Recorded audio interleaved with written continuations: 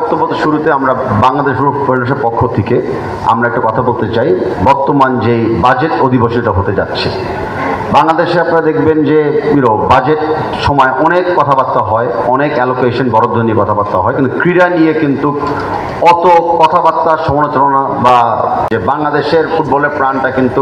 মানে ব্যক্তিগতভাবে কিছু ক্লাবরা বাঁচিয়ে রেখেছে, কারণ তারাই তাদের নিজস্ব বা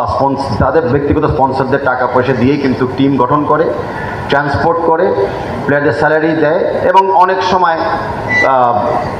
এডিশনাল খরচও করতে হয়, কারণ বাফুফ থেকে হয়তো স্কেডিউলটা বদলে দিয়েছে বা বাফুফের থেকে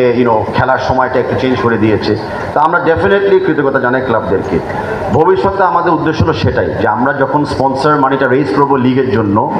প্লাস আমরা যখন টোটাল বাংলাদেশ ফুটবল ফেডারেশনে একটা আর্নিংস করব, সেখান থেকে একটা বরাদ্দের জন্য বড় বড় ক্লাব এবং বড় বড় লিগের ক্লাবদেরকে দেওয়া হয়।